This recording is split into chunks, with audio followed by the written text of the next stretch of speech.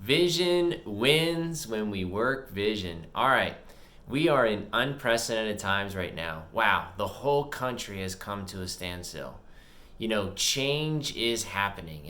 And I've been thinking about, like you, I've been thinking about my business. I've been praying for my country. I've been praying for my family, praying for my business, and really just thinking about what is happening. And I reflect back, last couple weeks, I've been reflecting back on this book called Who Moved My Cheese. And in this book, there are four characters. There's Hem, there's Haw, there's Sniff, and there's Scurry. Now, Sniff and Scurry, they buddy up, and Hem and Haw, they buddy up. And basically, Sniff and Scurry are looking for this cheese in this maze, and it's a complicated maze, and they're always sniffing and looking and changing and growing and adapting. Once they get the cheese, they count the cheese.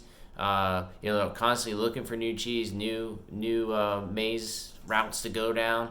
And then Hem and Haw, they basically go and they eat the cheese, and one day the cheese moves, and they hem and haw about what they should do next. While Sniff and Scurry, man, they are moving and shaking, right?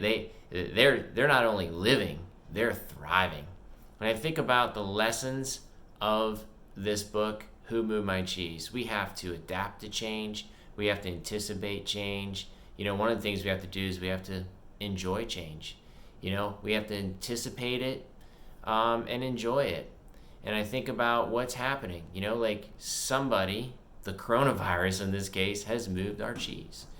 It's moved things. And I think about not really what's going to happen in the next couple weeks, because I think a lot of the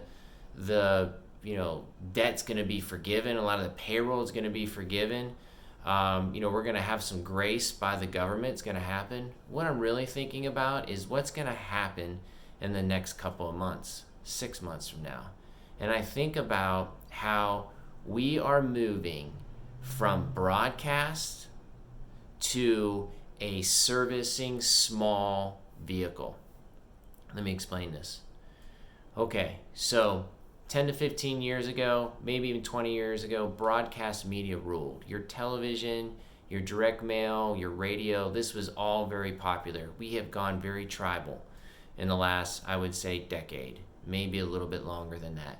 Where we have now specific stations that we love to watch, whether it's the hockey channel. We don't watch ESPN, we watch the hockey channel.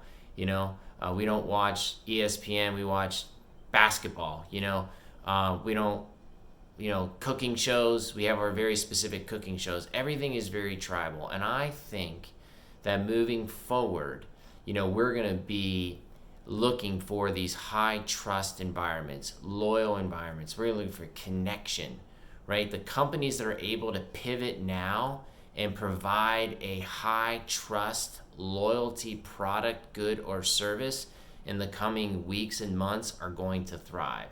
I think big is gone and servicing small is in. I think that we're going to enjoy servicing small so much because of the high trust and the connection and the interpersonal relationships that are going to happen from these products, goods, and services from people that are pivoting is going to be so good that we're not going to want to be serviced big anymore.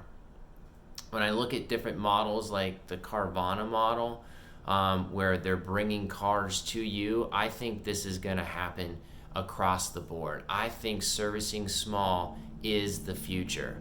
We want and crave connection. We want and crave relationships. And I think now the market has turned enough that we're going to have to shift the way we think. Vision wins when you work vision. The vehicle to get to your vision, perhaps the venue to get to your vision, has all changed. We have to shift our promises. We have to shift our marketing, our messaging. Everything has to shift to cultivate the servicing small. It's 3 to 5, maybe 10 people at a time. If we're able to get small groups from point A to point B with our product, good, and service to show value, we are going to win. I want to win. You want to win. And I want to win together with you. No doubt about it. I believe that we're here for a bigger purpose, right?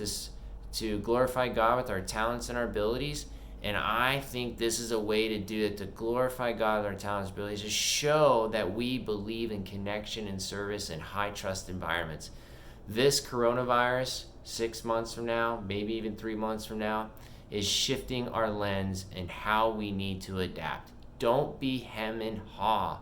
Be sniff and scurry, right? I really encourage you to read this book and really evaluate your promise and your mission. Your vision still works. How we're going to accomplish our vision has all changed.